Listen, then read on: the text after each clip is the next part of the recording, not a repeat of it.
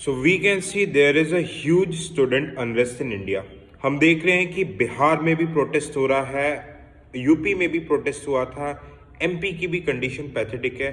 तो आखिरकार इन state PCS में ऐसा हो क्या रहा है, आइए हम जानते हैं। स्टार्ट करते हैं हमारी बात बिहार की। इफ़ यू सी इन बिहार, जैसे जो जीएस के जो खान सर, जीएस जो पटना वाले जो खान सर थे, वो स्टूडेंट्स को लोग प्रोटेस्ट कर रहे हैं, सारे कोचिंग वाले स्टूडेंट के साथ प्रोटेस्ट कर रहे हैं, ठीक है। Why it is happening? Because BPSC ने स्टार्ट किया है द प्रोसेस ऑफ नॉर्मलाइजेशन।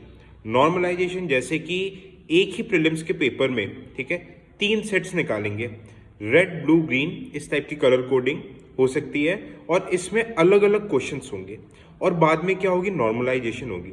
तो जस्ट इमेजिन इसमें स्कोप ऑफ करप्शन कितना ज़्यादा होगा, क्योंकि इसमें नॉर्मलाइजेशन की प्रोसेस भी पब्लिक नहीं है, कोई भी चीज़ नहीं है। There would be so much opaqueness, इतना ज़्यादा ओपेकनेस हो जाएगा कि हो सकता है कि लक के बेसिस में भी बच्चों का एग्जाम निकल जाए। The same thing happened in UP. UP में भी ये चीज़ हुआ था, 2 दिन में एग्जाम हो रहे थे। जस्ट लाइक बैंकिंग एग्जामिनेशन जहाँ पे नॉर्मलाइजेशन होता है, वहाँ पे स्टेट पीसीएस के प्रीलिम्स एग्जामिनेशन में भी नॉर्मलाइजेशन करने की बात की गई थी। But the students of UP, the commendable efforts, वो सब लोग आए, दे प्रोटेस्ट, 3-4 दिन लगातार प्रोटेस्ट चला, and UP Uttar Pradesh public service commission, उनके दे वर फोर्स कि उनको नॉर्मलाइजेशन को ख़त्म करना पड़े। बिकॉज ये बहुत ही जेन्युइन बात है कि आप एक चीज़ देखोगे कि एक प्रीलिम्स का पेपर हो रहा है तो एक ही पेपर होना चाहिए, और एक ही क्वेश्चंस, एक ही टाइप के क्वेश्चंस होने चाहिए, तभी एक्चुअल मेरिट बन पाएगी। अगर आप बैंकिंग टाइप के डिफरेंट टाइप के पेपर्स बनाओगे, डिफरेंट क्वेश्चंस रखोगे, तो इट वुड बी, उसमें लक का रोल बहुत ज़्यादा हो जाएगा। एंड जो स्टूडेंट एक्चुअल में मेहनत कर रहा है, actually the student who is working hard, उसके लिए इनजस्टिस हो सकता है।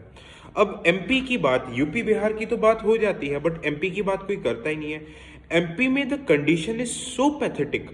2019 में the limit of reservation was raised to 73%। Okay, OBC category को 14 से बढ़ा के 27% रिजर्वेशन दे दिया गया था। हालांकि सेंटर में ओबीसी को 27% ही रिजर्वेशन बनता है, तो which bought the total reservation to 73% including the EWS. इस वजह से एमपी में तो 3 साल एग्जाम्स ही नहीं हुए थे। अब जब जो पुराने पेंडिंग एग्जाम्स थे, अब एग्जाम्स का रिजल्ट निकाला जा रहा है, तो एक नया ही फॉर्मूला बनाया गया है। नए फॉर्मूला में 87% स्टूडेंट्स का रिजल्ट निकाला जा रहा है, 13% स्टूडेंट्स का प्री मेंस और इंटरव्यू करा के उनको होल्ड पे रख दिया जा रहा है। और उस 13% में यूआर एंड ओबीसी के कैंडिडेट्स है कि जब भी जुडिशरी जिसके भी फेवर में वर्डिक्ट देगा, तो उस कैटेगरी के स्टूडेंट्स की 13% की ज्वाइनिंग हो जाएगी। तो इससे देखा जा रहा है कि 2019 से लेके अभी तक वो बेचारे 13% स्टूडेंट्स फंसे ही पड़े हैं। उनका क्या भविष्य में होने वाला है, कैसा होने वाला है, नो वन एवर नोज, ठीक है। It's 6th year, lot of people, बहुत सारे बच्चों का करियर एक्चुअली इस चक्कर में डिस्ट्रॉय हो जा रहा है। सो गवर्नमेंट इधर रिजर्वेशन दे, इधर रिजर्वेशन को कैंसिल करे, बट एटलीस्ट होल 100% रिजल्ट आने चाहिए। एंड इसके से एक और प्रॉब्लम क्या हो जा रही है कि 13% जिन स्टूडेंट्स के रिजल्ट को होल्ड किया जा रहा है, मे बी उनके मार्क्स, उनमें से कोई टॉपर हो सकता है। अब पता चला कि लेट्स फॉर एग्जांपल, अगर रिजर्वेशन ओबीसी को मिल जाता है, कोई जनरल कैंडिडेट का स्टूडेंट है जो कि टॉपर है उसमें, अब उसे पता चला कि मैंने तो पूरे एग्जाम को टॉप कर दिया, बट क्योंकि रिजर्वेशन ओबीसी को मिल गया तो वो प्रीलिम्स से ही डिस्क्वालीफाई हो जाएगा। So the things are so complicated, so मतलब एक तरीके से इतना पेचीदा बन चुका है। The new hit and trial experimentation method, इन सब से इतनी ज़्यादा चीज़ें हो रही है कि लाखों बच्चों का, अप्रॉक्सीमेटली इन सारे स्टेट पीसीएस में मिला के 10 से 15 लाख बच्चे फॉर्म भरते हैं। इन सब बच्चों का जो फ्यूचर है, it is hanging just like, मतलब कि जिसका कोई एंड ही नहीं है, इस तरीके से हैंग कर रहा है।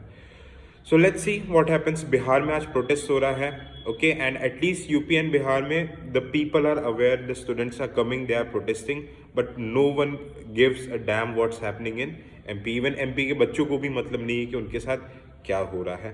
So this was all about why there is huge student unrest all over our nation because of non-piloted and non-tested reforms that are suddenly being brought before the examinations, जिसकी वजह से बच्चों को काफ़ी प्रॉब्लम देखने को मिल रही है।